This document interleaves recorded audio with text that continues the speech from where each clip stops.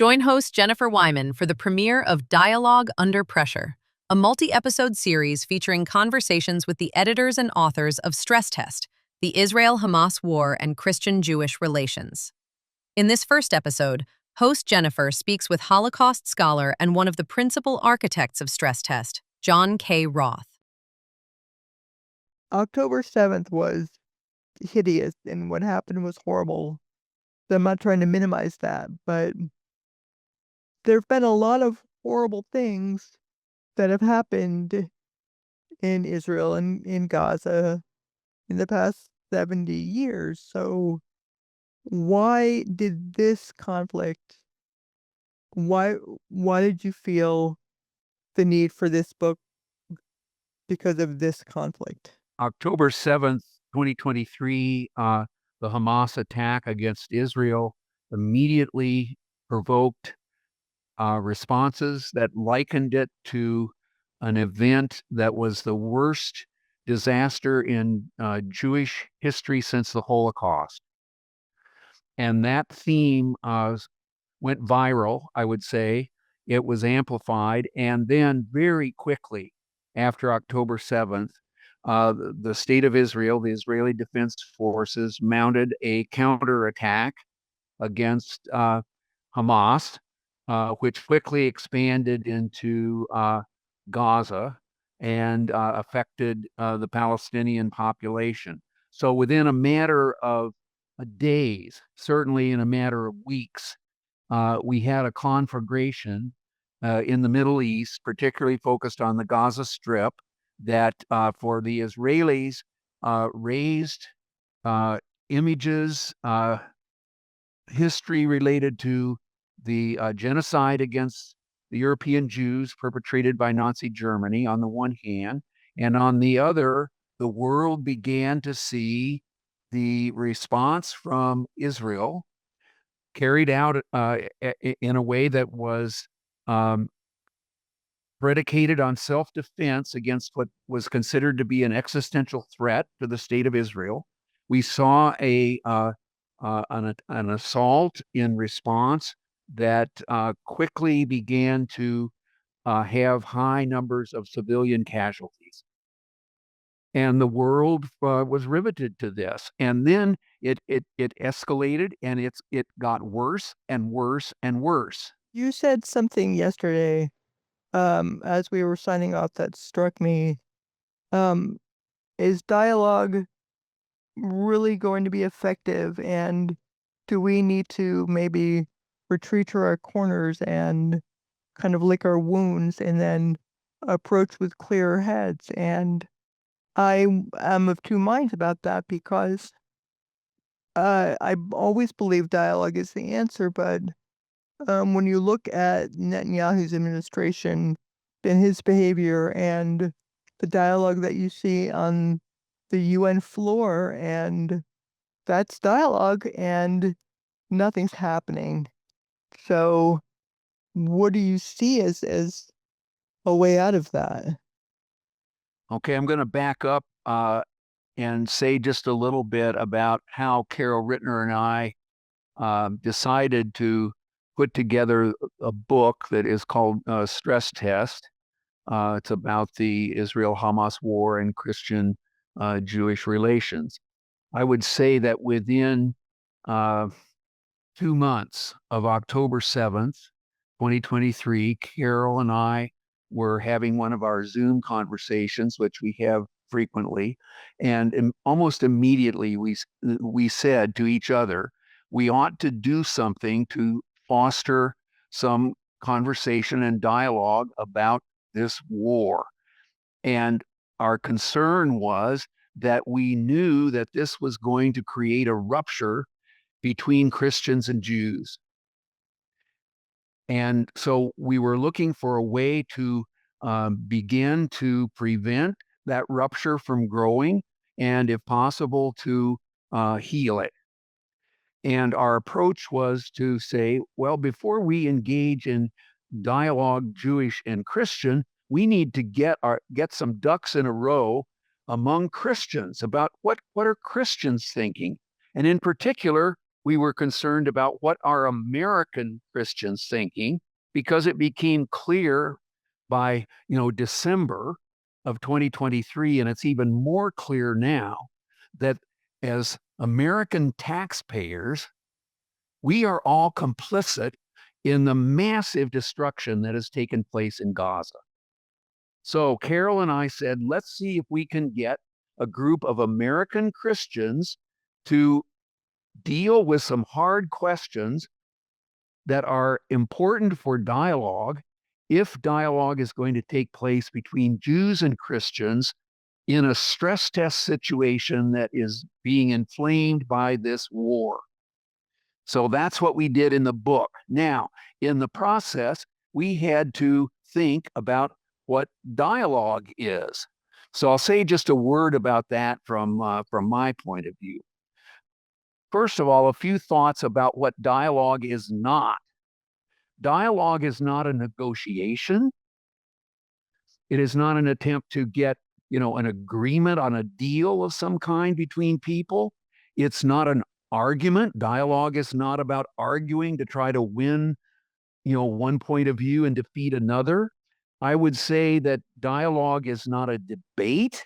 It isn't like two sides standing up and one side saying, okay, here's my position, and the other side saying, here's mine. And I would say dialogue is not even a discussion necessarily, unless we nuance what we mean by that. To me, what dialogue involves, first of all, is a lot of listening. And it involves a lot of question asking. And it involves, thirdly, sharing points of view. So if I'm going to start a dialogue with you on a fraught topic, I guess the first thing I would want to say is, what are you feeling, Jennifer? What are you thinking? What are you concerned about? I'd want to hear from you. And then, I might have some follow-up questions for you. I might want to say, well, can you explain what you're saying, or can you clarify it? And before I might want to jump in with anything except questions and listening from my side, I would emphasize those features first. And then you might say, well, John, okay, I've told you some of what I'm thinking and what I'm feeling about this war. What are you thinking? What are you feeling? What questions do you have? And I think that's where dialogue goes. It's about those kinds of exchanges.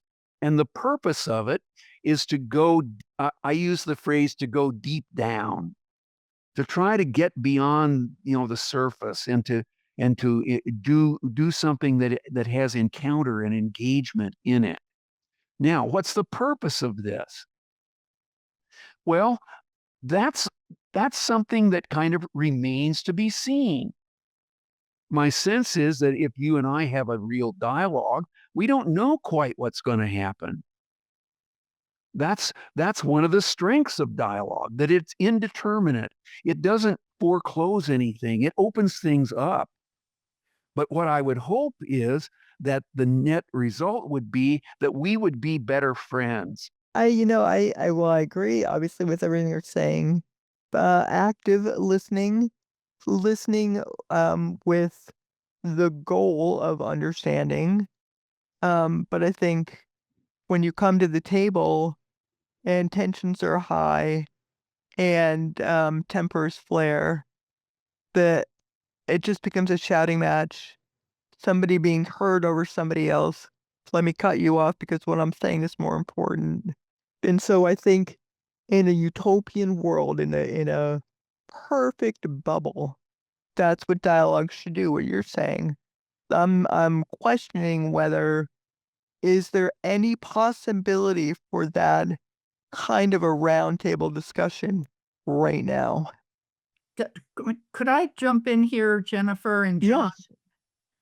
John, without being too critical, and as I've listened to what you've had to say about dialogue, what you've had to say sounds to me more like psychotherapy.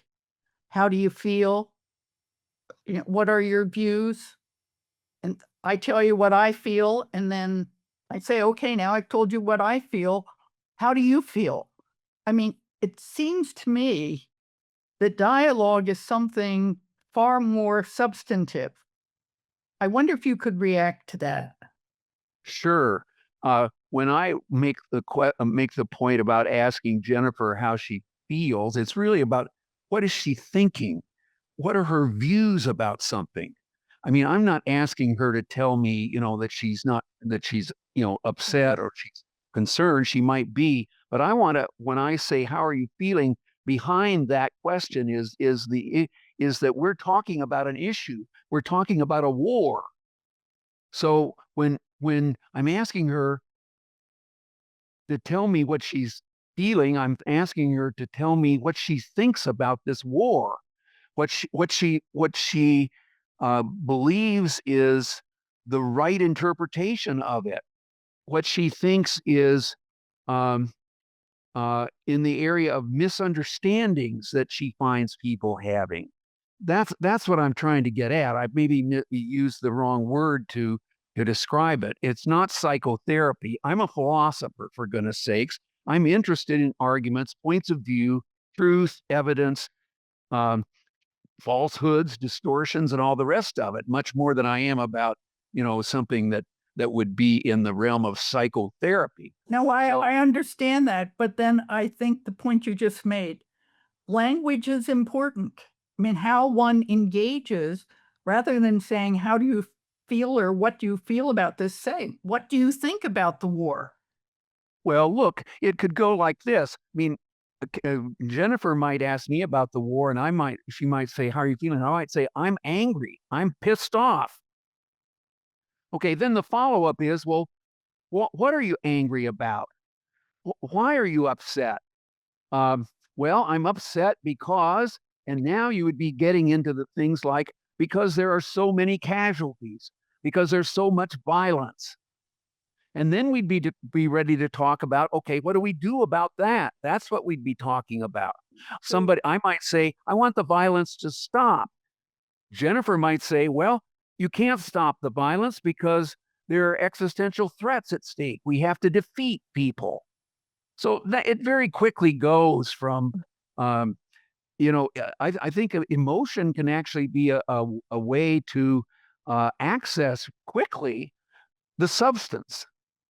Well, I think you're right, John, because if you were to ask me how I feel about what's going on and since its inception, I was at first livid. I was um in righteous indignation quickly grew to horrible rage, and then somewhere along the way it settled into a kind of hopelessness, and it seems so there's no going back at this point, and there's no band-aid for that bullet wound.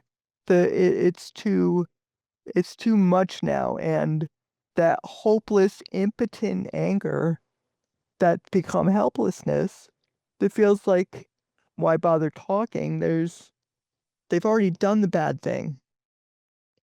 Well, I would argue back, and here I'll use the word argue, mindful of Carol's warning that words are important, but it is a kind of argument in a way. I would say at the very moment when hopelessness emerges, when despair is growing, those are the very times when dialogue is even more important than before, because we know, I think, deep down, to use my phrase again, that despair and hopelessness are not the answer any more than more violence is the answer to the dilemmas that we're facing.